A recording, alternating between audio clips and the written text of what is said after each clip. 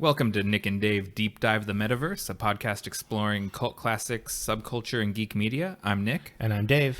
And we will be your tour guides for our hot take of Dean Parisot's brand new film, Bill and Ted Face the Music.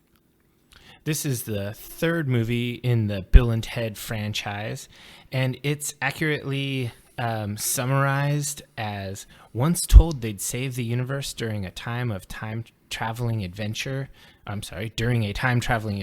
two would-be rockers from San Dimas, California find themselves as middle-aged dads trying to crank out a hit song and fulfill their destiny. So basically the first movie was the original where they're met by George Carlin, Rufus, and are told they're going to unify mankind with the greatest song ever. And then the second movie is them going to hell. There's not really much time travel going on, and it's really just a super departure. It goes nuts. But Bogus Journey was fun. Yeah. And now this kind of goes back to that first movie plot line where they're trying to write the song, but the twist is now they're middle-aged dads. They still haven't written the song to unite all of mankind. Their music career went up and is now crashed, and there has been nobodies. Yeah, I think that pretty much covers that. Yeah, no spoilers there. It's all in the preview. That's all in the trailer. Well, before we get into that, what have you been up to since our last podcast? Well, this summer has been really warm and really gnarly for me. So I've just been trying to make the best of it. Stay inside a lot. But then when there's nice cool days, go out and do something fun outside. I've been doing a lot of landscaping stuff at my property in the gorge. Really enjoying that time out there.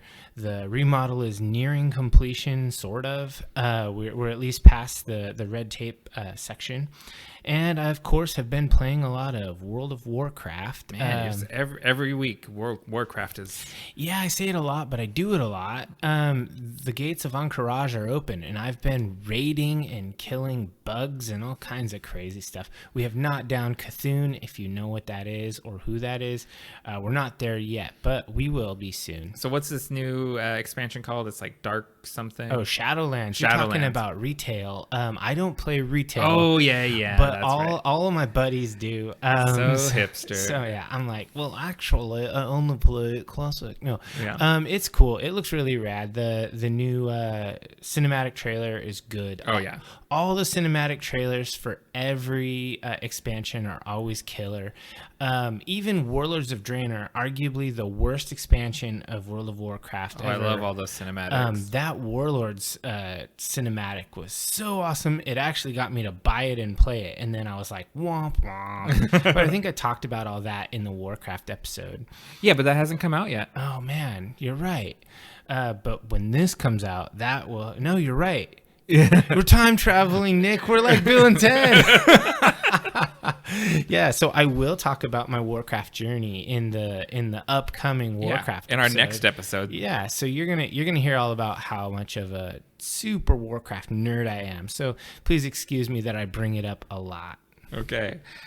So what have you been up to? Well, so last weekend, I sort of imagined this segment being kind of about conventions and events that we went to. Yeah. Which they just haven't been happening, but we've been having some virtual cons. And so last weekend was the DC Fandom.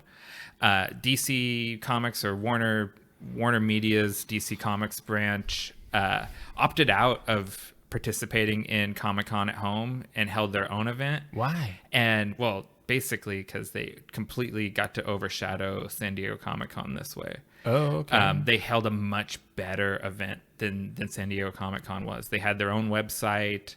It wasn't just like a series of YouTube videos. Like they made it into a 24-hour event. The whole thing ran multiple times, and you could tune in and watch it kind of on any of the cycles or bits and pieces of all the cycles. And they showed some really cool footage and trailers. Probably the biggest, they led with the Wonder Woman 84 trailer, which you would think would be the closer. But the closer actually ended up being the teaser for the Batman. Yeah, that's what I was seeing all over the Twitter sphere and Facebook. People posting Robert Pattinson Batman stuff. Yeah, it's really weird. It's the closer of our podcast. We always talk about the different social media platforms. Yeah. And I'm an Instagram guy. And after that trailer went up, almost instantly my Instagram was lit up with fan art of Batman. Like, I follow just a ton of artists, and everyone in my feed was super inspired by that trailer.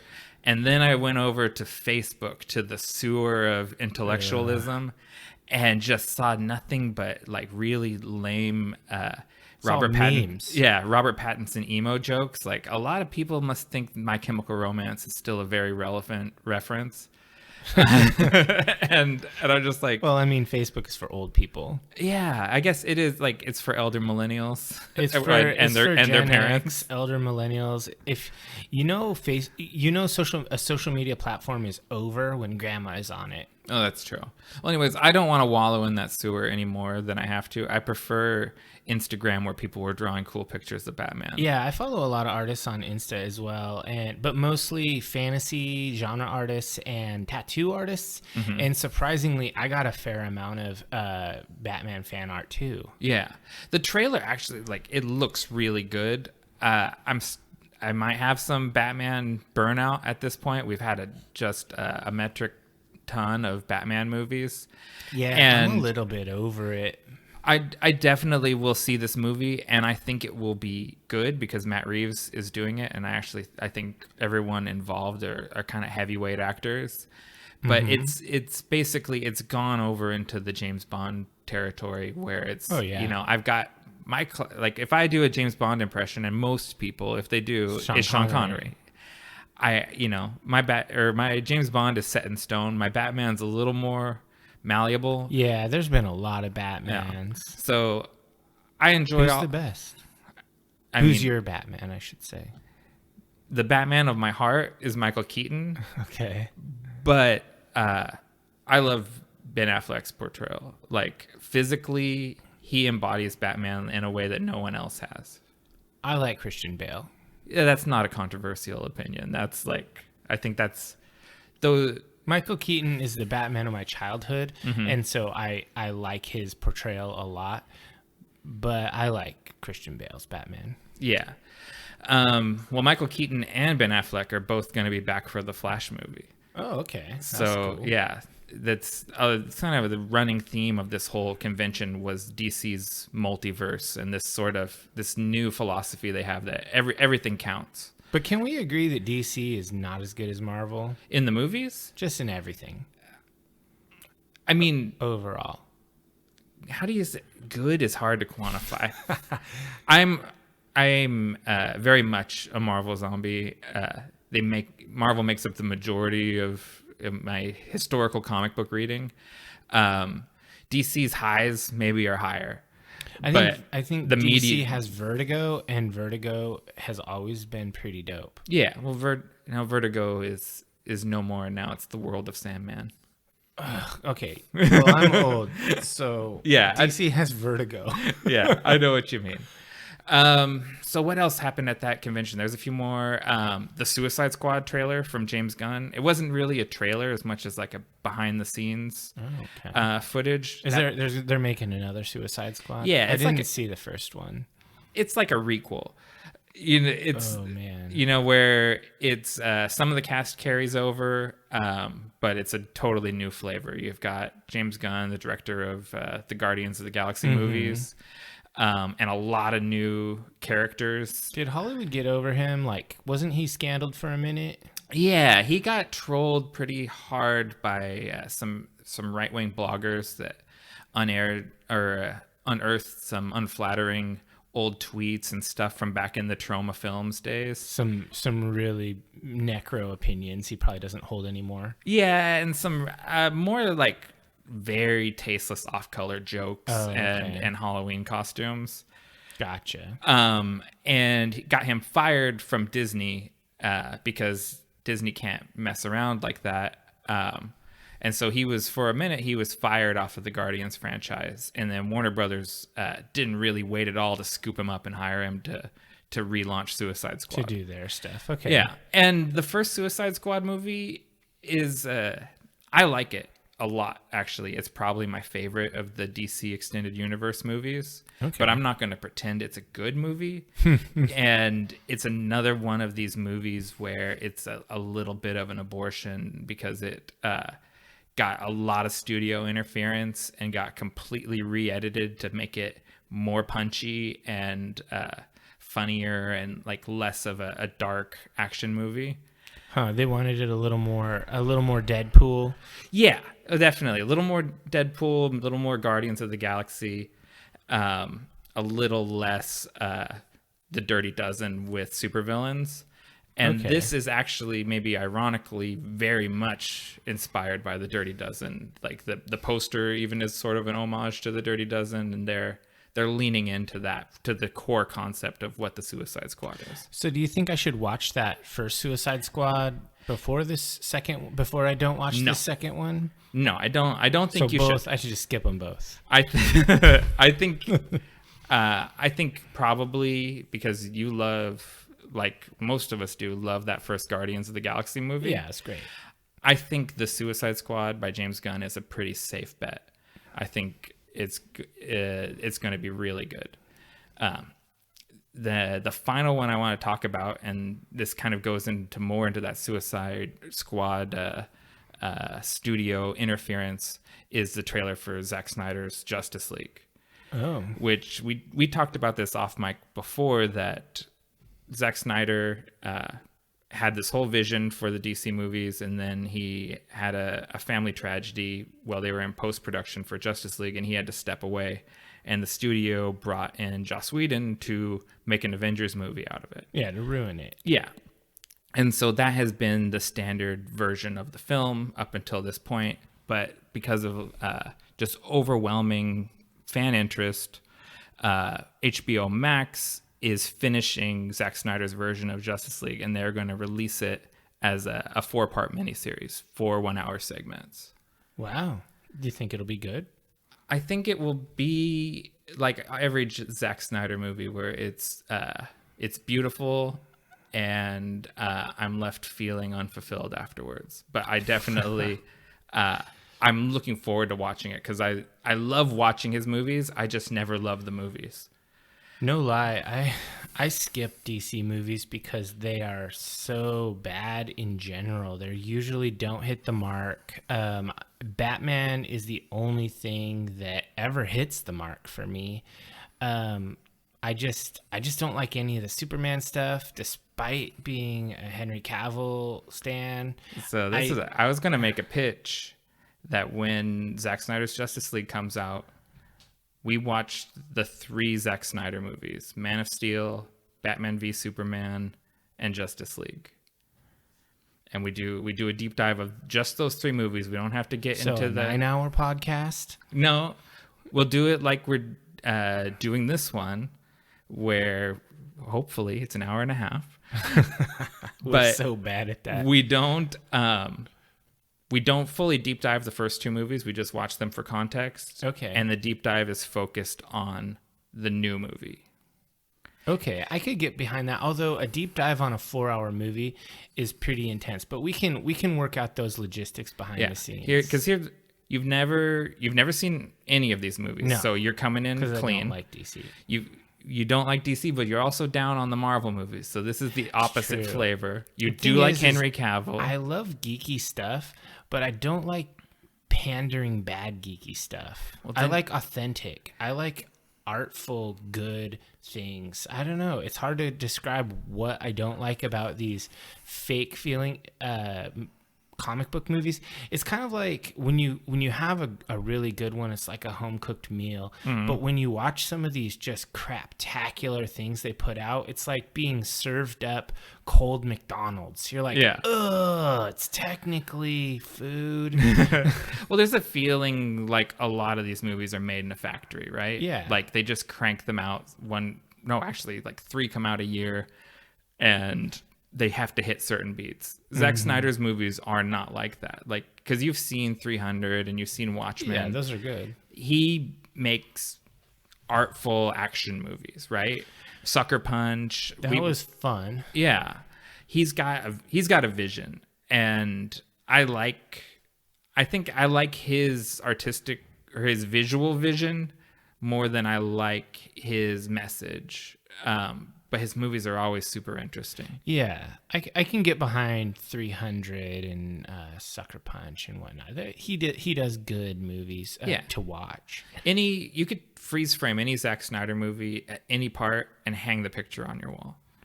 Okay, maybe not any part, but yeah, I get what you're saying. Yeah. They all look really stunning. So, did you have anything else on this whole DC Nerd Fest before we go into the beer section? No. I mean, the videos, trailers for some of the video games, like Gotham Knights and the Suicide Squad Killed the Justice League. Oh. Both look like a lot of fun. I'll definitely play both those games, but For PS5 when that comes out? For sure. Okay. Yeah, let's get to the podcast fuel because it's a weird one. Yeah, this is super weird. Go ahead and tell us about this beer. So I got Logical Journey from Modern Times. It is a smoked Helles lager. And,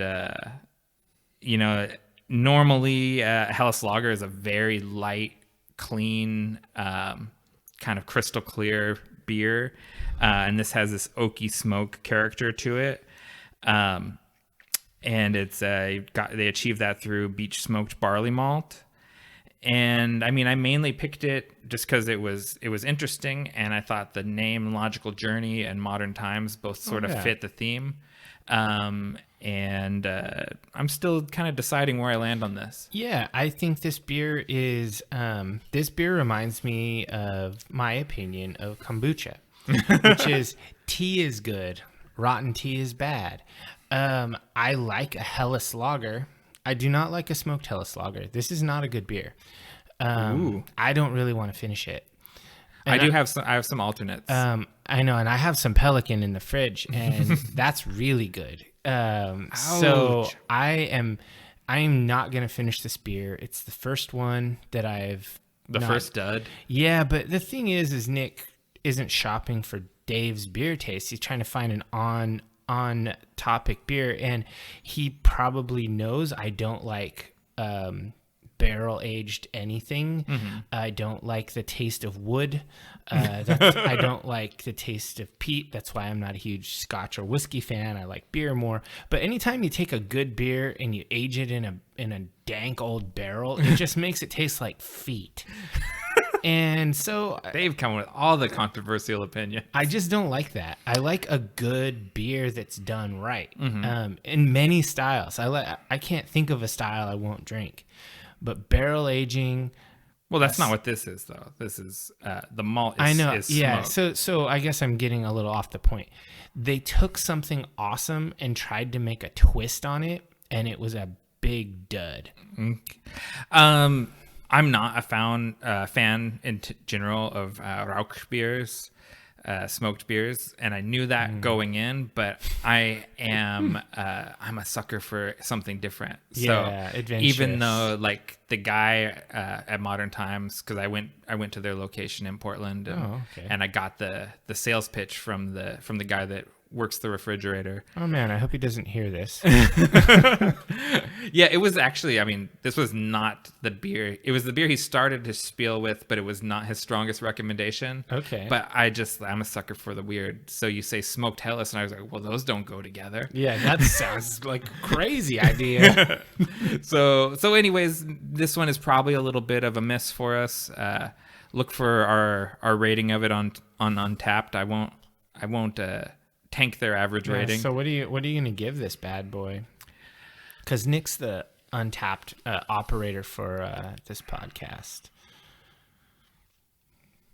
And is it out of 4 stars or out of 5 stars? It's out of 5, and I'm probably sitting at a 3.5 right now. I'm sitting at a 2. Yeah. If I won't finish the can, that can't be a 3, because a 3 is just a medium journeyman okay level beer.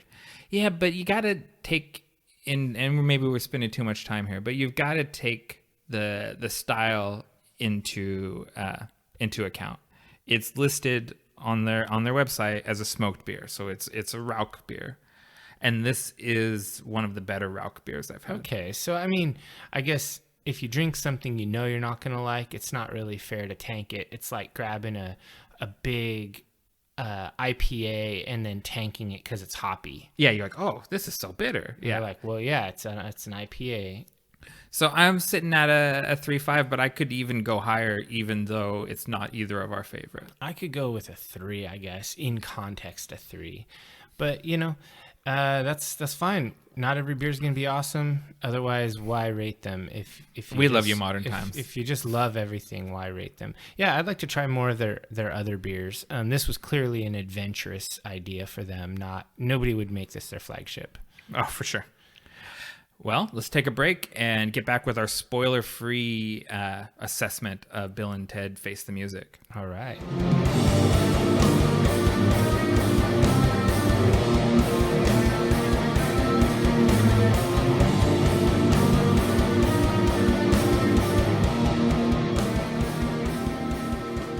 Welcome back, divers. Let's get into this. Well, I really liked the first 2 movies, just from kind of a campy appreciation of comedies, appreciation of ridiculousness. And so when I heard that the third one was being made, had been greenlit, I was really stoked on it. And I kind of came into this with really high expectations. Oh, did you? I guess. Because Keanu Reeves is not known for making poor movies these days. That's of his movies they're always really good. Even bad Keanu movies are good. Yeah, throughout his career. Even bad Keanu movies are watchable. I'll say for sure, yeah. And in the modern times, he's kind of a megastar. Mm-hmm. He can just do what he wants. And so if he's gonna do a Bill and Ted movie, it's got to be good. And Alex Winter is really in. He's not hurting. He's not needing to do this. He's doing all right. He's his post Bill and Ted career has been mostly behind the camera. Yeah, he's been doing a lot of production and a lot of stuff. And I've always really liked Alex Winter ever since Lost Boys. Oh, for sure. Mulleted vampire. Oh, yeah.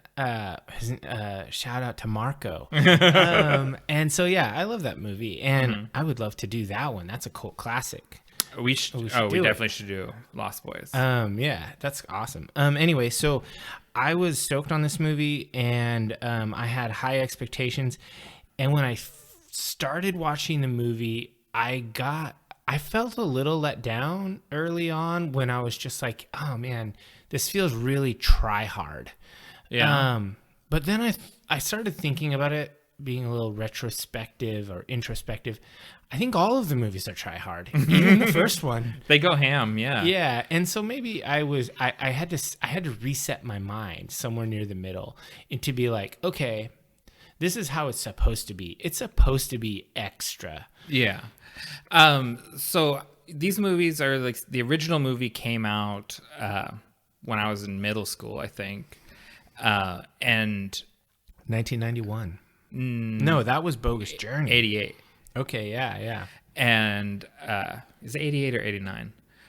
That doesn't matter. It came out while I was in middle school, and I remember wanting to see this, and my parents not wanting me to see it because they had a habit of forbidding movies that they thought were stupid. Okay. And so I really wanted to see this movie for a long time, and eventually an older relative intervened and talked my parents into letting me watch it, or like renting the videotape and then getting to go see Bogus Journey in the theater. Nice. And I just like glommed onto this as my new identity. Like this movie made a huge impact on me. Oh yeah, I mean I was in middle school too, and I remember doing the whole Wild Stallions thing with my friends. That was totally a thing. Yeah, we've quoted these movies for years, and I mean I hadn't really watched them for like at least a decade, so it's just off of all those old viewings. Yeah, I feel like between the original Bill and Ted movie and Wayne's World, there's like 30% of my vocabulary as a kid. Yeah, and it's interesting. We use a lot of big words, and I would say that it's fair to say Bill and Ted probably has an influence on that. And I'd say Bill and Ted has an influence on the name of this podcast even. It has that same rhythm. I'm sure, at least even maybe subconsciously, we were inspired by it. Oh, yeah, we definitely like that kind of thing. And when we were coming up with our name, I think that having our names and then another statement, definitely it jives with the Bill and Ted thing. So I'm glad that we decided to do a hot take on this. I watched a interview with Keanu and Alex Winter that was done about a week ago. So it was just prior to launch, but the interviewer had seen the movie, a press copy, and they talked about that. They actually said when they were first auditioning for Bill and Ted, they said the auditions were crazy because they were like marathon auditions. Yeah. And every teenage actor probably in Hollywood is there. yeah, and what they said made their performances different than a lot of other people's performances is they weren't trying to be funny. They were delivering the lines and the big overstated dialogue, like the overly large words and whatnot. They were delivering them with seriousness because they both have theater backgrounds. Yeah. And so they were trying to make the characters have gravity that was sort of internally consistent. Like they didn't find themselves to be ridiculous. Yeah. Oh, totally. And that show, like even though it's goofy, they're playing it straight. Yeah. They're doing crazy things, but to them it's not crazy, and so that makes the movie more entertaining. And it continues into this third volume of the series where Bill and Ted are having these conversations with each other, and they're a little bit off the wall, but they make sense from the perspective of these characters. Yeah, and maybe I'm sort of the opposite of you in that you say you came into this with very high expectations. I came in with pretty low expectations, honestly. That there's no way that you can go back and get a third bite of the apple like this. Oh man. And I think they did. Like, Oh, I sure. laughed through this whole movie, and it felt like an enhancement to the mythology. Like it wasn't just a profit grab. It was really like a nice like conclusion to the story. Yeah, and that was one of the things Alex Winter, who is way more verbose than Keanu in that interview. One thing that he said was they didn't want to do the movie if they were just doing it to do it. Yeah. They wanted it to be awesome, and they wanted it to be worthy of the legacy and of the fondness that they felt for it. They didn't want it to be something that would cheapen the series in the end and end up making them unhappy that they had done it. Yeah, something that really kind of stuck out to me is that it feels like you're getting the grown-up version of Bill and Ted. Like they are in sort of a arrested development state, but they have become adults, and they don't seem like teenagers anymore, even if they do still seem like Bill and Ted. And I think that's down to the writing from Chris Matheson and Ed Solomon, who have written all three movies. Yeah, and those guys were evidently the genesis of the Bill and Ted shtick. Was they did like stand-up open mic stuff, and this actually originated as a bit that they would do. Yeah, it was like an improv thing that they did, characters that they had. Yeah, and so they've really put a lot of themselves into these characters and into the writing, and it shows. I'm really glad that this was done by the original creators. I hate it when properties get handed over and passed around, because then it never feels right. Yeah. Oh, totally. Kind of like the old guard. Like that property felt right because the original guy did. The original writer is still handling, and he's got the voice. Yeah, I thought that was really interesting. And if you watch interviews with those writers, they have a Bill and Ted banter with each other, like the way that they speak. And I don't know if you and I watched the same interview. Were they included in the panel? Okay, so I watched the Comic-Con panel that they did, and they were talking about the first time that they saw Alex Winters and Keanu was like in line at like a fast food restaurant while they were doing all these auditions. Mm-hmm. And Keanu and Alex were in line ahead of them, and they had already just sort of clicked with each other. And they had this sort of conversation while they were watching these two kids ordering McDonald's or whatever it was. And they're like, these are the guys that should play Bill and Ted. Yeah. And then it turns out like these are actually some of the guys we have auditioning to play Bill and Ted. Yeah. And it's crazy how their friendship kind of blossomed because they both went to the auditions riding motorcycles. And so they walked in with helmets and they were like, oh, you ride a motorcycle. And they started talking. And then they started talking about, oh, this is about guys in a rock band. And they're like, I play bass. And he's like, I play bass too. So they're both bass players who ride motorcycles. So they have this in common. And then they just kind of, hung out and jammed and played around and just became bros. Just clicked up with each other. Yeah. And they've been friends ever since. So in the interest of keeping this popping and getting onto the more fun spoiler-filled segment. Oh, yeah. What's your, do you give a thumbs up or thumbs down for Bill and Ted? Totally thumbs up.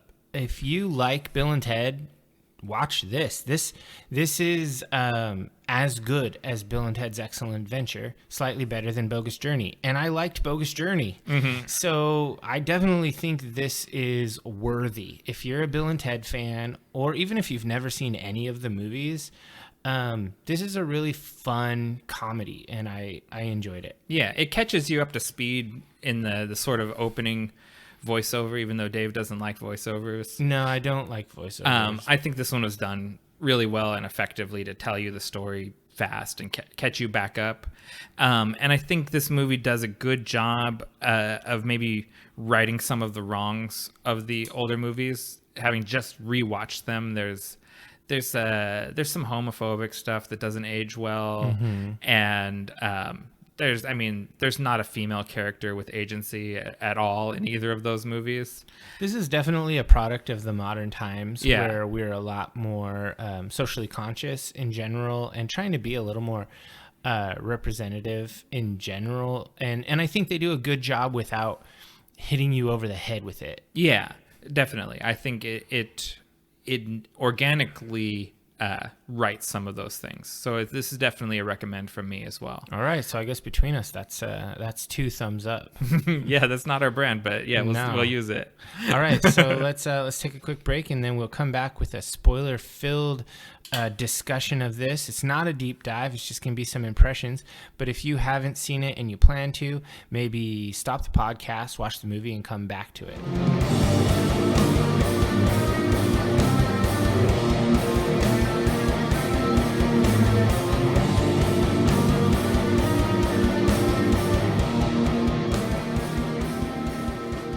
Welcome back, divers. Let's get into this spoiler-filled hot take of Bill and Ted Face the Music.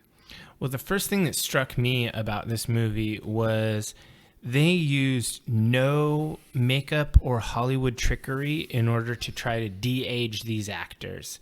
They looked old. Yeah, they're in their late 40s? In the movie, but in reality, they're in their 50s. Are they that much older than us? Okay.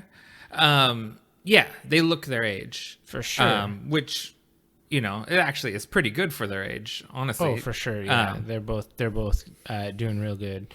But there was no trickery there, and it kind of opens up with that voiceover, and you're in a weird wedding scene. And we're not going to do this beat by beat, but I wanted to remark on this wedding scene because in the original movie, there's the character who his dad's young trophy wife. Yeah, Missy, who is this a girl that they went to school with, who's now married at that point to Bill's dad. Yeah, and it's a wedding scene for Missy and what is it? Bill's and Ted's brother. Ted's brother. And so this lady has married around the family, and it's super awkward. And at first I was like, oh my God, this is so cringy. Like, I don't love cringy scenes in movies. And then with the kind of like gratuitous making out kissing between the brother, and I was just like, oh man, why did you make a directorial decision to start the movie like this? I love this because I love the journey of Missy throughout the 4 movies. 3 movies? Or 3 movies, yeah, sorry. Unless you're counting the cartoon stuff, but we didn't even get into that. I only count the first season of the cartoon. the first season of the cartoon where Alex Winters and Keanu Reeves actually do the voices. And they have George Carlin. Yeah. The second season and the live action TV show are non-canonical, but that first season is Sure. I think it's worth watching. It's amusing. It's all right. Yeah, go find those DVDs for what they probably go for a lot on eBay right now. Yeah, but anyways, I like the journey of Missy, and it almost I wouldn't call it a redemption of the Missy character because she has traded places where she was the prey and has become the predator. Oh yeah, You know? she's definitely the cougar. Yeah, and it does seem like throughout the entire movie, her and her new husband, they seem very happy, and they're like in the scene with the instruments and stuff, they're playing music together. Yeah. And it doesn't seem like lame or cheap. She definitely is no victim in this, but I just thought to myself, God, why did you decide to make this the opening scene? Well, I think it's the opening scene because we're reestablishing the dynamic of the family, and then we get where Wild Stallions are right now as a band. Oh yeah, and we get this just honestly like awesome song. I love this song so much. I mean, it's got a theremin and throat singing, and they're using looper pedals in order to play different instruments to layer a weird song. It feels like electronic world music. Yeah. Oh, totally. Like, and I'm there for it. Like, I like that song a lot. I thought it was good. It was better than I thought it would be. I thought they were gonna try to have Bill and Ted do a really crappy song in order to establish that they were just beyond the pale. But actually, they made a pretty good song. It just was totally out there. Yeah, I think the idea is they're burdened with terrible purpose, right? Like they have this destiny foisted on them while they're teenage delinquents, and they just are always trying to live up to it, and they're never reaching it because it's unattainable. Yeah, that is one thing that really stuck out to me, was that this movie tries to paint the picture that being told that you're going to do something amazing is actually a curse, because then you're consumed by doing that thing. And Bill and Ted literally have spent their entire lives trying to fulfill a prophecy that they can't seem to fulfill. Yeah, they can't get there. And it's taken a toll on their relationship, and they go to couples therapy. Yeah. But in classic Bill and Ted style, codependent as they are, they don't realize that they're supposed to go as separate couples, and they end up booking like a double session, and they both show up with their wives, the princesses, who have been, I think, recast in every movie. They're the only characters that don't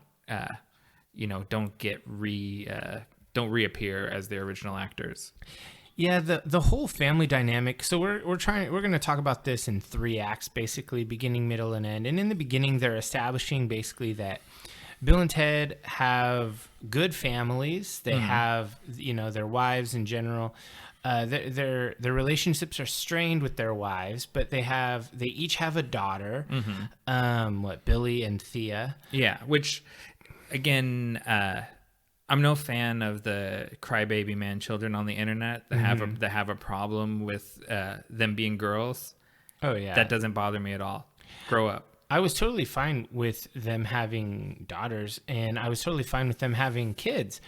The thing that I kind of felt was a little bit square peg round hole was that they had the girls do all the time traveling stuff when that was generally the Bill and Ted role, and that was kind of their thing. That was, well, they're on two simultaneous time travel journeys, right? Like they're both on their own quest through time. It definitely felt like there was a they wrote three plots, and they just kind of walked you through all of them. The first one being the girls time traveling, finding a band. The Bill and Ted time traveling, trying to talk to future them in order to get the song that had already been written. And then the third plot was the hell, go to hell, speak with death, do all that stuff. That was the extra piece. So I don't consider that the C plot. I think is the princesses and their journey through time. But that's barely touched on. I know, but that's just how these movies treat the princesses. To me, there's an A and B plot that come together when. Okay, and they kind of do that when they meet up in hell. Yeah, but we're getting way ahead. Yeah, we're getting way. So if we're talking about establishing setting, one thing that I didn't love was that even in the future, where humanity is ruled by disappointed boomers. Why? That is really, isn't that funny? That's God, I was just like, seriously, an old person telling everyone what to do. It's like, I mean, we're in the thick of the presidential election now, where we're looking at two people on the verge of 80 to be our leader here in the U.S. And I'm just thinking to myself, like, why did they have to do that? Yeah. So as Bill and Ted, they leave the couples therapy. It didn't go well, and they get visited by Kristen Shaw playing Kelly, the daughter of Rufus, and she takes them to the future, where they meet the great leader, played by Holland Taylor. And she is Rufus's wife, and she lays the trip on them that time's running out. They need to write the song in the next 77 minutes. And that's what really gets the plot in motion. Sure. And she gives them Rufus's old pocket watch. Yeah. Well, Kelly gives them that. The great leader gives them a bunch of guitars and is like, get to writing, which is where Ted has the bright idea to go and travel to the future to a future version of themselves after they've written the song, get the song, and then go back and perform it.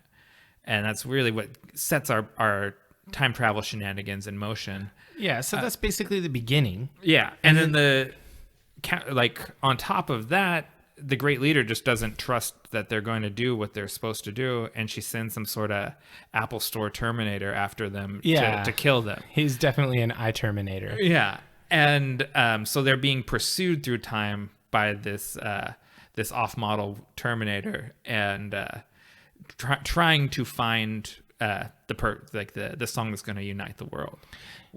And then the girls go on their mission, which is through time to assemble the perfect band to play with the Wild Stallions to record this song. And just from a musician standpoint, they chose almost all lead/melody instruments.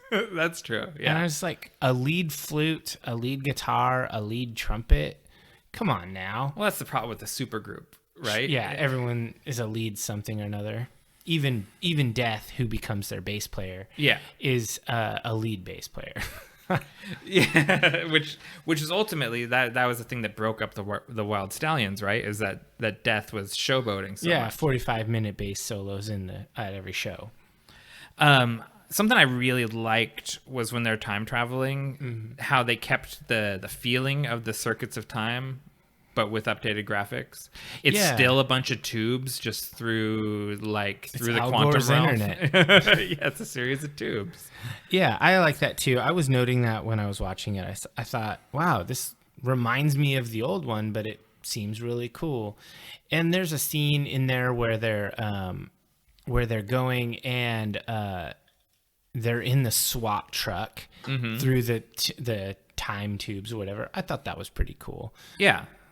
I had a good time with that. So as we just alluded to, Bill and Ted are kind of chasing themselves through time to try and find this song, and they keep finding progressively worse versions of themselves. Yeah, just like garage band version of themselves, and then scammer liar versions that set up Dave Grohl's house like it's their house, but they're trying to trick them into using Dave Grohl's song. Yeah, because Dave Grohl apparently wrote a very good song that they think could be the one. Yeah, and so they try to give a CDR to the younger Bill and Ted to get them to go back and play that song and use that to unite the world. But then future Bill and Ted end up in prison, and they're all jacked and covered in tattoos. And they, those muscle suits that they were in were hilarious. Oh, I love that. And they're playing this song. And this is a little head in my notes, but the lyrics, it was like hopeless, hopeless, dying death. I love their prison song. Like they're doing like a chant. Yeah, it's all the prisoners chanting while they like pound on the equipment in the yard, and it's just like it's so dark and ominous sounding, and I just love that. I love all of the interactions between Bill and Ted and future Bill and Ted. Oh yeah, for sure. When our Bill and Ted Prime, I call them, when Ted turns around and he calls future Ted a dick, and he's like, "You want a piece of me, Ted?" And they're gonna fight with each other.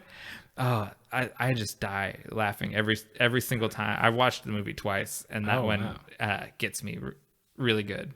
Yeah, I really liked the future Bill and Ted's. I honestly found that plot line to be the most entertaining plot line of it all. The time traveling Bill and Ted is the gold standard for me.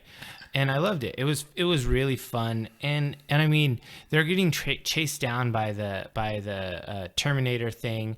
Apple Store Terminator. Yeah, Apple Store Terminator. TM. That's my TM. That's not there.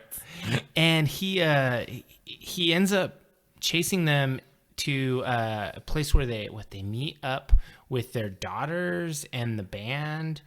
Yeah, so the daughters go on their parallel journey, right? They get the modern time machine from Kelly, who's rebelling against her mom. And it's like a pod. It's not a. It's no longer a phone booth. Yeah, we've moved. Phone booths are obsolete even in the future. And so they go to assemble this perfect band, and they go. Of course, you start with Hendrix. It's an obvious one. He apparently hasn't changed since the Monterey Pop Festival. He's still wearing that yellow blouse and vest.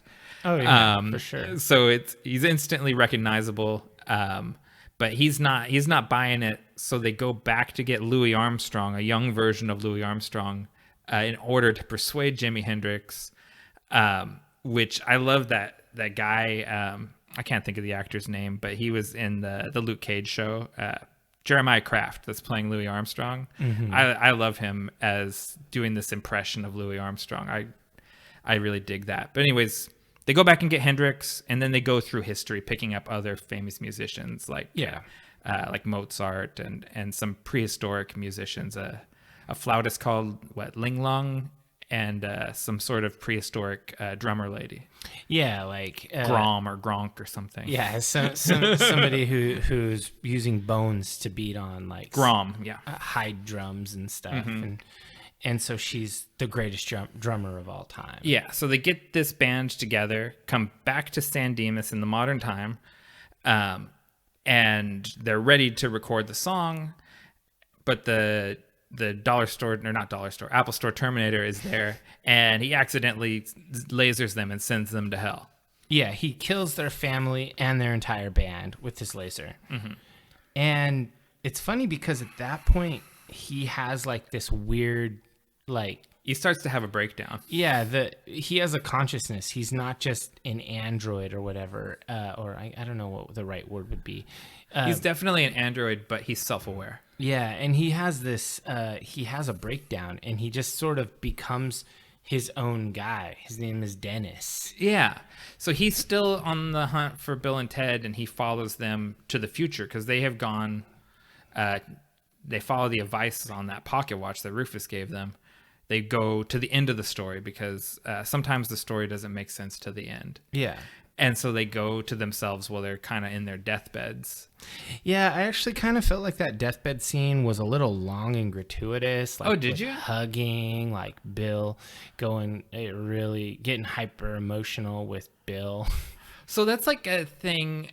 This was something because I just rewatched all these movies, and it was something that my wife Lisa, she said, I really want in the third one for them to be able to show emotions without calling each other a homophobic slur, which was something in both the other movies. They would hug and then break away and say the word, and they weren't able to access that. So I really felt like that the Bill and Ted Prime coming to terms with the older Bill and Ted, like that was sort of addressing that. Like it was showing that personal growth that they needed to show. Sure. I mean, that's good that they were able to do that.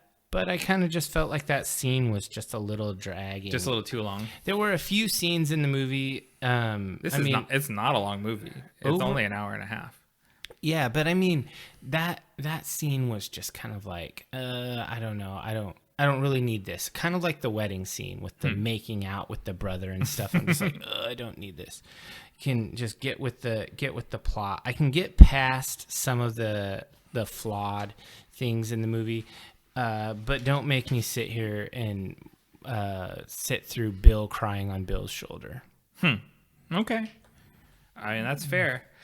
So they get a flash drive with the song on it from the old Bill and Ted. Yeah. And they go outside, and the ladies have stolen the time machine. As we hinted, the princesses go on a sea plot that we don't really experience. Because they're supposed to be traveling through time to find any place or any alternate timeline in which they actually are happy in their marriage. Yeah. And the spoiler that is revealed right then and there is there are no timelines in which they are happy. That's the premise. That's the premise anyway. That's what the burnout future Bill and Ted told them. Yeah. But I mean, ultimately, since this is the spoiler-filled version of the discussion, is that they determine that their prime timeline, that's where they're happiest. Yeah, it's very zen, right? Like, sure, the current moment is the one that matters. Yeah. And so when they come back to the main timeline, that's when they discover that. But anyways, Bill and Ted, now they've got the song, but the time machine is missing, and the robot shows up. And he's going to laser them. But they have the song, so he has a real conflict, because if they have the song, there's no reason to kill them. Yeah, and the whole reason, I mean, we didn't explain this, is the reason why that the Terminator thing was sent to kill them was because the prophecy was not completely clear. Some people thought that Rufus thought that Bill and Ted would write the song that unites the world. And there are other people that think that Bill and Ted's death will be the event that unites the world. Mm-hmm. And so at this point, with them having the song, then that refutes the idea that it's their death that brings everyone together. Yeah, so the Apple Store Terminator decides he's going to kill himself, but Bill and Ted need to get to hell to rescue the girls, and so they kind of hop on his suicide. They jump on him as he self-terminates. Well, they break the flash drive because they're like, oh, we have the song. He's like, oh, then I don't have to kill you. And he's like, but we need to die so we can go get our girls. And so they're like, okay. And they break the thumb drive. They're like, well, now we don't have the song. Now you have to kill us. Yeah, but he still won't do it. Yeah, because he's having a crisis. Yeah, he's gone way off the reservation, and he's not dealing well with it. And all three of them end up in hell. Yeah. Which is, everyone's a little confused about how a robot can even go to hell. Yeah, like one of the funnier scenes was when they're walking through and there are these demons, and they're like, a robot in hell? How does that even work? Yeah. And when I actually laughed out loud when those two demons kind of look at each other, and say that's a robot in hell. And I was like, okay, yeah, this is fully absurd. This is beyond, like, we're not even going to get into the nuances of how actual time travel could have solved their own problem, and how time can't be a problem. A deadline can't be a problem if you have time travel. Well, they explain it just a little bit, and you never want to explain time travel more than just a little bit. Sure. But essentially Bill and Ted, in the prime timeline, are the center of the multiverse, right? Like, where their timeline is a fixed point that overlaps through all timelines. Sure. And so where they are at in its relationship to the future stays constant.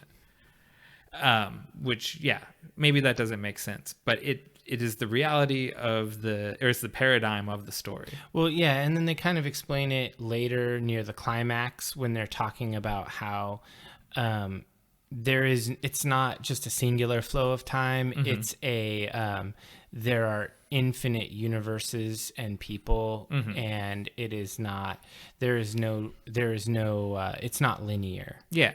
Well, it's very Marvel multiverse, right? Like, you have infinite timelines, but there are constants through the timelines. Like, the Infinity Stones are the constant through the timeline in the Marvel movies, right? Sure. San Dimas, California, in our present day, is the Infinity Stone of their of their universe. Like, Bill and Ted are that thing. So getting back to where we were, even though we said we weren't going to do a walkthrough time-wise, we're doing an accelerated walkthrough. Yeah, they have a scene in hell where they realize they can't get out of hell, so they have to go talk to Death, because Death lives in hell. He's been demoted for helping them last time, and they kicked him out of Wild Stallions. Yeah, he's like, What are you going to do? Sue me again? Yeah. It talks about, I was just reminded of, it's like very Spinal Tap in how they have their cliche rock and roll excesses and stuff. I really enjoyed that. But ultimately with Billy and Thea's help, they convince Death that he should rejoin Wild Stallions. And it's Death, again played by William Sadler, who played him in Bogus Journey. And Death is kind of the straight man to Bill and Ted's buffoons, right? And you get the band back together, and it really is satisfying when they all come back together. Yeah, and it was cool. I enjoyed that part.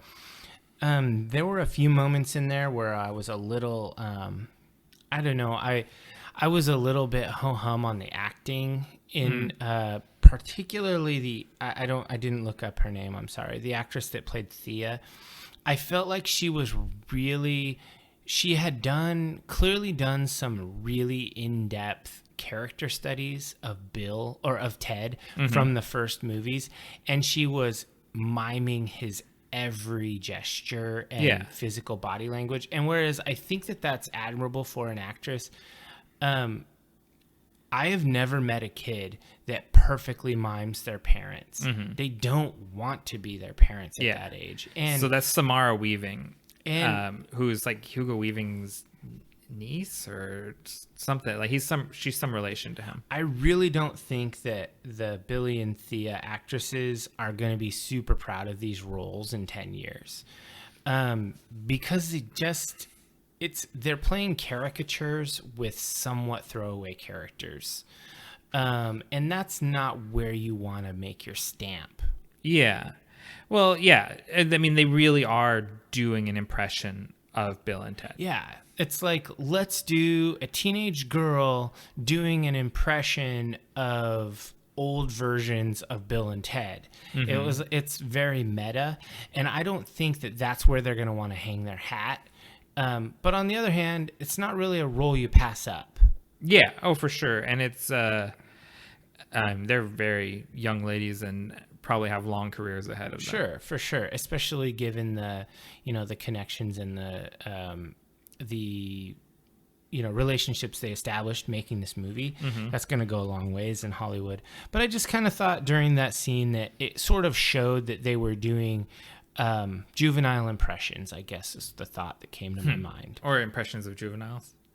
Juveniles doing impressions of juveniles, I guess. Okay, I mean I don't think that's exactly unfair. Let me caveat that by saying it by no means ruined the movie for me. Mm-hmm. I'm just being critical because that's what I do. Right. Oh yeah. We're not here just to lavish praise. This is our hot take. Yeah. And that was a throwaway moment, just like the deathbed scene and the wedding scene. Throwaway moments. I think, yeah, that's fair. If you feel that way, I didn't necessarily feel the same way, but I think that comes down to probably your high expectations and my low expectations. Probably is that since my expectations were low, they were exceeded, and since yours were high, maybe they didn't always reach the bar. Yeah, for sure. So, I mean, just kind of moving on, they get the band back together. Death helps them get the whole band, all of the people that Billy and Thea had brought with them. And we didn't mention it before when Dennis had lasered the daughters and all that. They also lasered Ted's dad. Ted's dad, yeah. Chief Logan got zapped during the standoff at the Dave Grohl estate. Yeah, and so they have a big SWAT van, and they're all in it, and Death uses his magical death powers and time travels them. Or, no, it just takes not just time travel. Dimension travels. Yeah, out of hell and into, a literal hell if you LA have been traffic. There. LA traffic, yeah, they're out at mile marker 46. In between LA and San Dimas, California, as you're driving out there to the Inland Empire, and just totally stuck in that Los Angeles traffic. I like the Inland Empire, by the way. Like, I spent last summer, a friend had a wedding there. I like that area a lot. I have a lot of childhood affection for that. I have family out there. And technically, San Dimas is in the San Gabriel Valley and is not in the Inland Empire. It's still in the LA metro bubble technically, but no one from LA would call it that. Yeah. I was in Temecula, which is fully Inland Empire. Yeah, fully out there. Yeah, it was nice there. And the people were nice too. Anyway, moving on. It was what you expect. I mean, it's crazy. They decide, and somewhere they pick up Kid Cudi. Yeah, they pick up Kid Cudi, he's displaced in time. He's a casualty of the timeline unraveling, and he gets bopped boop out from on stage playing a concert and finds himself out in San Dimas, California. And it turns out he is an expert on quantum space and time.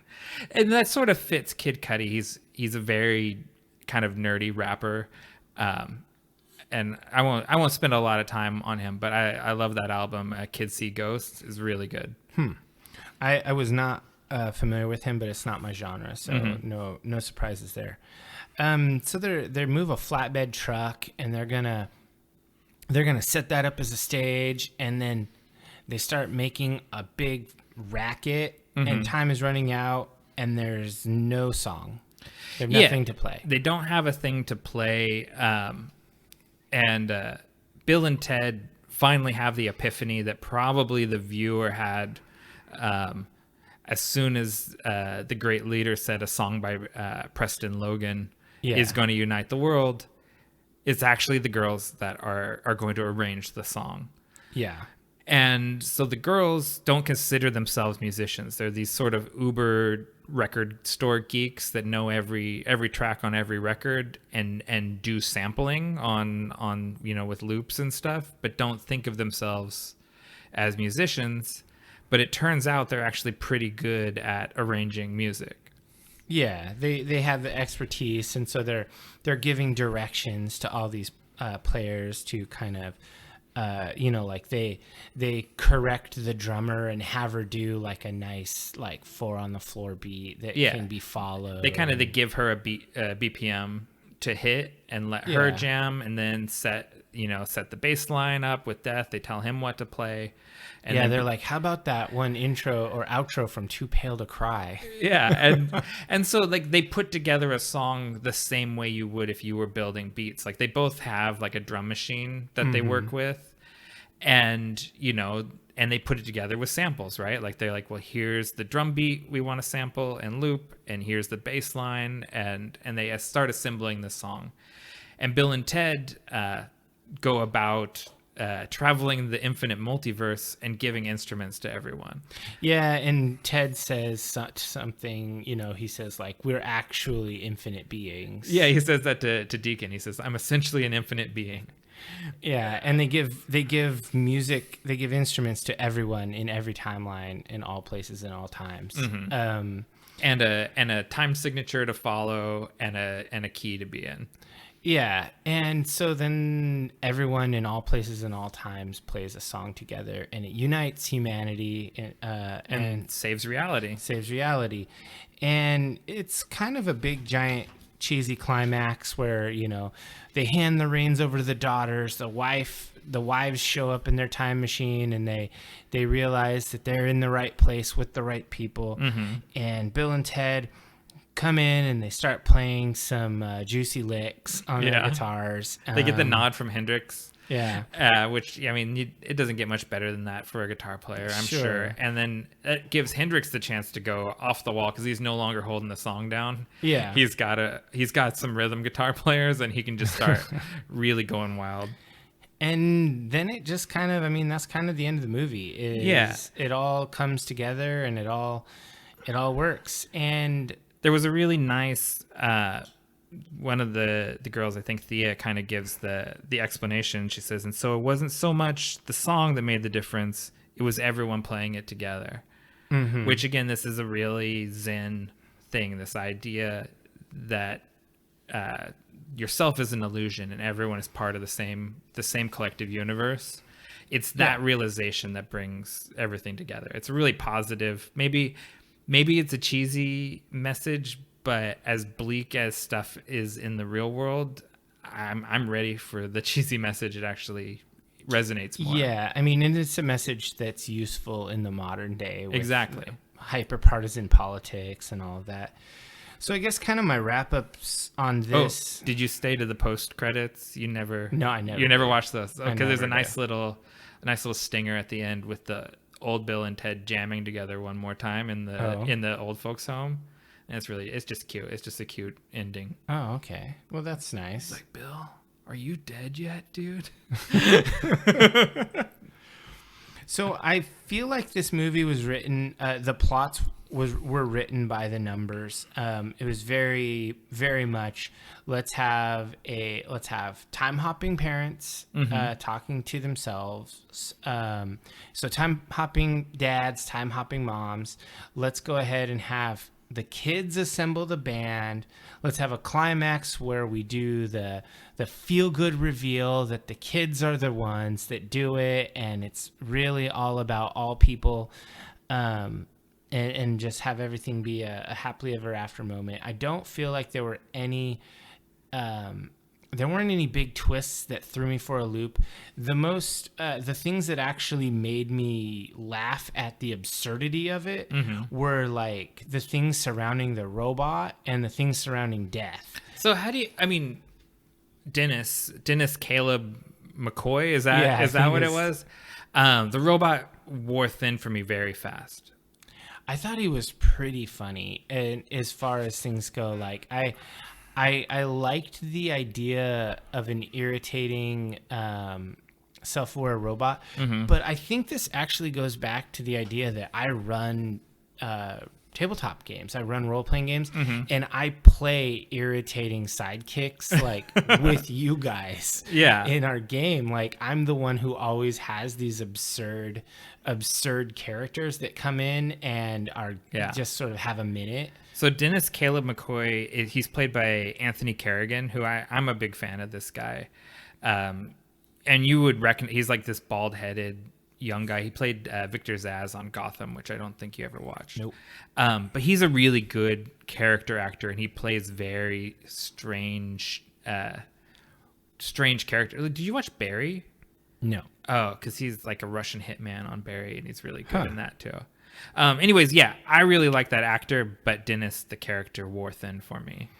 See, I liked him, and I liked Death quite a lot. Oh, I thought that character was really funny. I love William Sadler's Death. And Keanu and Alex both had nothing but praise for that actor. They basically said he's a comedic genius and an acting savant, and they look up to him as an actor. Yeah, it's so weird because he's doing essentially this like impression of this German actor Bengt Erkrot from the movie The Seventh Seal, which is like a 1957 movie with Max von Sydow playing chess with death. And so he's sort of doing this parody of that version of death, but it has become this thing that's maybe outshadows the parody has outshadowed the original in its own way. Interesting. So I guess my criticism was that the plots were really simplistic, and I feel like you and I could have plotted this movie out. And we're not movie writers. We're just nerds. I think we could. Yeah, maybe. But honestly, I don't think that that's totally a bad thing that it was simplistic, because I was very entertained throughout the entirety of it. And I guess the only bad thing was that it was expensive. Oh yeah, so we should take a second to mention that. So this is a new release movie. That's why we're doing this hot take and dropping it like days after the release. That should be having a theatrical run, and it's technically having a theatrical run, but because it's the time of COVID and most theaters aren't reopened, at least in the big markets. Yeah. So here, there are some theaters in the deep suburbs that are open, but in general, this movie wasn't playing anywhere around, and we wouldn't want to be inside a theater with a bunch of coughing people anyway. Yeah, no. So we had to do this video on demand for like, what, $24? It was $25 to buy, $20 to rent. Yeah, so you might as well just spend the extra $5 and keep it. See, I thought about that, and I actually went with the 20 because I thought to myself, I would pay $4 to buy or rent this, which is what we normally pay, like for Ghost in the Shell or whatever. I would pay that for it, but I don't think I need to spend the extra $5 for this, because that's like a whole other movie. Not that I'm pinching pennies or anything. It's just a matter of, it's like, how many times am I going to watch Bill and Ted Face the Music? I know my wife's probably not going to want to watch it. She saw me watching it and didn't join in. Yeah. So I'd say this is maybe something I wasn't aware of, because I think as a kid, many of my female friends enjoyed this movie. My wife was very adamant, like, even though she laughs at parts of it, she said she did not feel like the target audience for this movie. She said it's a boys club movie, and she doesn't feel like it's for her. Yeah, I agree. So let's go ahead and try to wrap this up with some ratings. You can give your final thoughts, and then we'll do our ratings.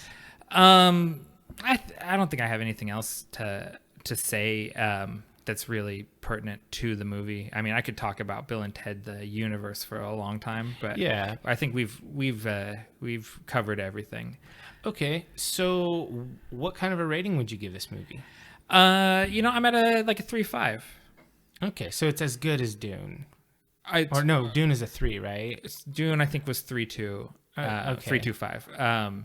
We'll have to listen back to that. So it's better than Dune. I think it's better than Dune in that I think it achieves its vision, which Dune did not. Which that's what gives Dune that low rating. Is this better than The Old Guard?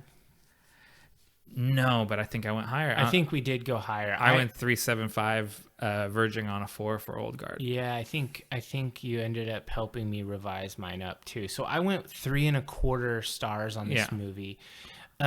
I initially said 3, but then I thought I actually really enjoyed it, and I would pay $4 to rent it again if I felt like seeing it on Amazon, and that's pretty good. Yeah. So I guess it's a little bit above that. 3 is what I consider to be a decent movie. Yeah. It's a little bit better than that. I definitely wouldn't call this an amazing movie I'm going to rave about, or go, when I talk to friends or family, be like, hey man, have you seen Bill and Ted? Yeah. It's not going to be like that. No, to me, they're probably all 3 movies are 3.5 movies. And it's just sort of like, especially if you grew up on these movies and really loved them, you are the right age now to experience this one. Like maybe you have kids and maybe you aren't living up to your expectations of your adult life. Yeah, maybe your life sucks like Bill and Ted. No, probably not. But I think their life's pretty good, honestly. Actually, yeah, they have nice houses and nice instruments and stuff. All right, well, I guess that's a wrap on Bill and Ted. We'll come back with our final segment.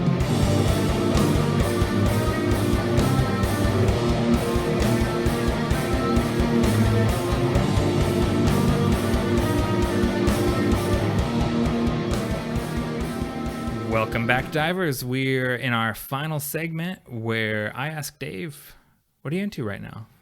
All right. Well, I mention it pretty regularly, I think, but I like Dungeons and Dragons. And you don't mention it as much as World of Warcraft, but you do mention it just about every episode. It's just about. Well, I spend a lot of time working on those campaigns and stuff. Anyway, I chose to talk about a specific book this time because Wizards of the Coast, who publish Dungeons and Dragons, just put out a teaser for a brand new book called Tasha's Cauldron of Everything. And this is kind of like Xanathar's Guide and all of that. One. This is next level Xanathars. If you liked that book, this is going to be the business. This falls into the spirit. This is the spiritual successor of Unearthed Arcana from first edition and second edition, and then they had another version of Unearthed Arcana in third edition, and then in second edition they called it the Player's Option books. So basically, the idea behind these books are that they're optional add-on expansions that give you little rules modules to replace certain things or just add certain things that didn't exist before for total customization. And this can be really fun in a group that is focused on just telling the best, most customized story. And I'd like to think that our group is pretty into that. Some groups are super power gamey and they'll data mine these books for the more optimized choices. And if that's your jam, cool. Play the game however you want. That's the point of it, right? It's a mind's eye game, and there's not a wrong way to do D&D. As long as everyone's having fun, you're doing it right. Right. And so this book introduces 22 new subclasses. So like, rogue has assassin, thief, scout, swashbuckler. This introduces 22 new ones for all the classes. And it reprints some other ones from small niche books. I actually had to look up that word. How do you pronounce it for an argument recently? Anyway, there's a... lost. Oh, I did. So now I say it the bad way.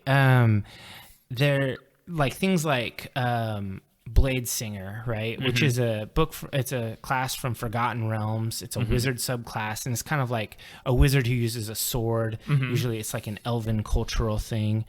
They're reprinting that, and that's not one of the 22. That's in addition. They're reprinting things from small books you may not have.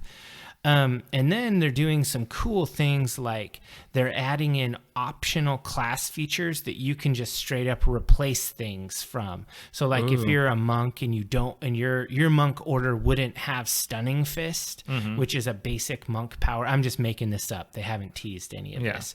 They'll have a variant. So instead of Stunning Fist, you can have some other monk ability that just hot swaps in. And they're doing this for like all the classes for various replacement things so that you can play a super custom version.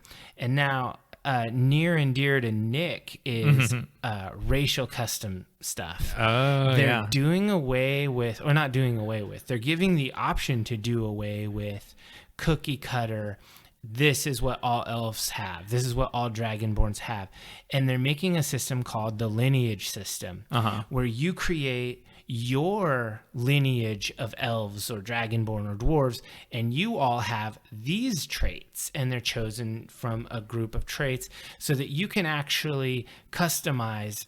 Not every elf is like this. Like, why does every elf know how to use a longbow? Sure, a stereotype. Many elves know longbows. It's like, why? Because Legolas. That's why. Yeah, but what if you skipped longbow training and instead spent extra time in the library and learned the Arcana skill, for example?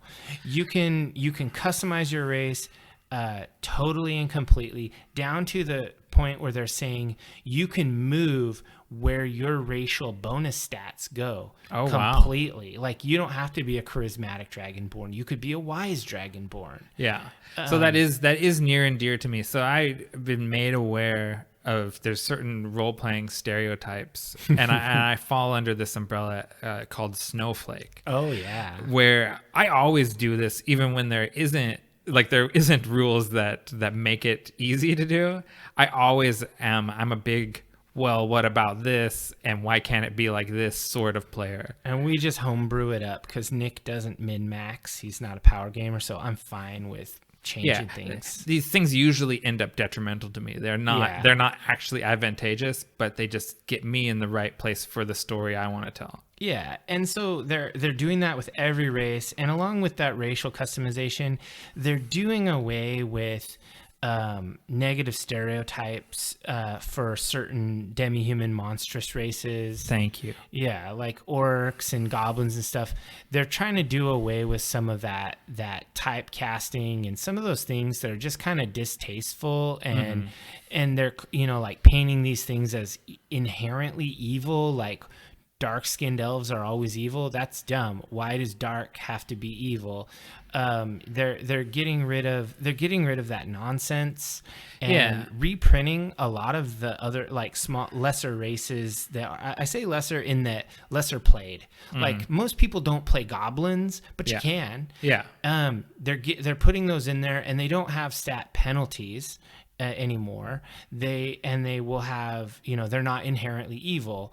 They are what they are. They are goblins. They have a different culture. And so they're trying to make the game more accessible, more modern. They're very aware of the complaints that people have traditionally had about the fantasy genre, and they're really trying to correct that. Yeah. And this book, Tasha's Cauldron of Everything, is a huge expansion in that direction, and I'm all for it. And if you're not for it, that's fine. It's optional. Nothing replaces anything. This is not a new edition of D&D. Yeah, you can't have your childhood ruined, contrary to popular belief. When something new comes out, it doesn't actually affect your old memories. Yeah, and I love this because, like, my wife plays a cool tiefling character who is from an established lineage of noble tieflings that all have a specific look and have a very specific style. And this lineage system would perfectly customize so she could make her lineage, her house. Yeah. And I want everyone to be able to do that. Your character would be totally custom. So this book is going to be just huge. I've already pre-ordered it on Amazon, but don't hate. I'm gonna buy a second copy from a local game store because they have an in-game. They have a brick and mortar store only variant cover. They do this with most of their expansions, and it's really cool. So I'm gonna go to a local game store and buy that. So why do the pre-order then, though? Why not just pre-order it at your game store and just get the one copy?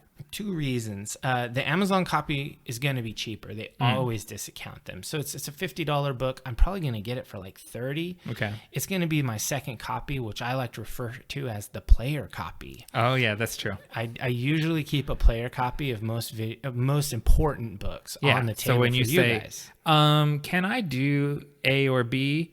And you go look it up and hand the book over. Yeah. And then I'll have the pretty copy that I buy from one of my stores, Dice Age, Guardian, and Mox, being the stores I consider my stores. North Portland Game Store? Oh, disrespectful. It's not that I dislike them, but I never found myself in North Portland. I was always down there near Guardian for my band studio and stuff. Yeah, that's true. So it's just a proximity thing. And besides, the people at these 3 stores have treated me right. Yeah. So I will buy one from one of my stores, and then I'll have my DM copy, the pretty one. The one that looks nice on the shelf. Yeah. Though that all sounds good. I think that sort of thing has been a long time coming.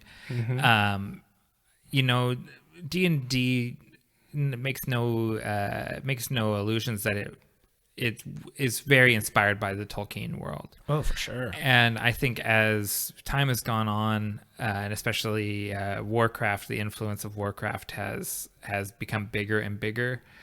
People's ideas about these races has changed and become influenced by properties like that. Yeah. And a lot of people play Horde and play in those races and don't play evil. Like, why can't you play Thrall, a truly noble shaman of the orcs? Yeah. If orcs are inherently evil, that's just not even an option. Yeah. So I think that is the game catching up with the players in a lot of ways. So that sounds really cool. Yeah. So I'm super stoked about it. It's coming out in November, and as soon as it's out, I'm gonna see what I can do about implementing some of the stuff in my own game. And I don't want to do a full rewrite of everything, but I'm just going to see if there are some changes we've already made that we can just sort of realize through these new systems. Cool. So what are you into right now?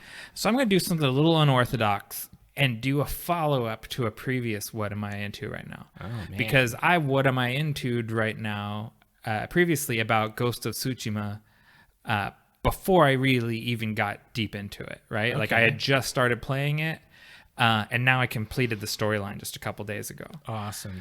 And it's a mixed bag. Like I'm not completely satisfied with everything, and we'll find out. Maybe some of my criticisms aren't completely fair, but I do feel like addressing it a little bit more because I thought I was playing Samurai Red Dead. And maybe it was a little bit closer to playing Samurai Skyrim or maybe even Samurai Assassin's Creed.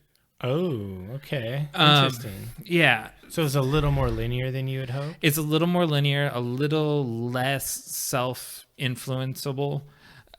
Your choices don't matter as much as I expected them to. Like, it kind of makes a big deal in the beginning about, the honorable path or the path of the ghost. Mm-hmm. But ultimately there is only one main storyline and you can't really change it. You can change the very ending of it. You have 2 choices when it comes down to the last mission. But your storyline is more or less on rails through the whole thing. Can you finish it as just a true ghost, like a bad guy? That is really the only option. Oh, you can't be a good guy. You cannot be a good guy. There's certain story beats, and let's just go ahead and spoil it. You get deep into poison and really dishonorable ways of dispatching your enemies, and you cross some lines that can't be uncrossed. And you can't just say, just from your own role play perspective, I will not use poison. No, I mean not in. It's a key point of one of the mains, like the hinge of the end of Act 2, that you poison the Mongol army. Well, that's a bummer because, like we discussed before, I'm looking at getting one of these new fangled consoles. Yeah, playing that game, and I really liked playing the game, and so this is why I say it's a mixed bag. The game wasn't the thing that I thought it was, right? Mm-hmm. But it was completely the thing that it wanted to be, and so that's why I say it's a mixed bag. it's not, if you want an ultra customizable where every choice you make makes a difference in the story, it's not that game. And if you want a world that feels like almost alive, like the way Red Dead 2 does, it's not that game. Like, just for instance, the horses don't, like the animals, there's no animal, or there's a very limited animal AI.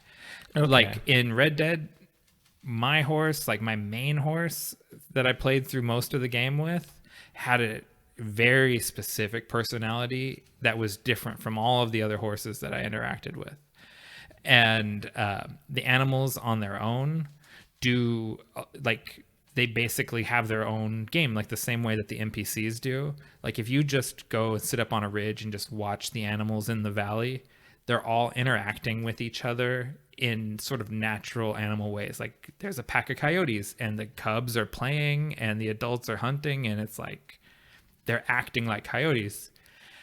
Foxes are a big part in Tsushima, and every single fox is the exact same animation. Like, they all do that. There is one fox that you meet, 33 times. Man, that's a bummer. Yeah. So I think it's just that my expectations got too high. You wanted it to be all these other, you wanted it to be Red Dead, Skyrim, and medieval Japan. Yeah, I wanted all of that, and it just didn't end up being that thing.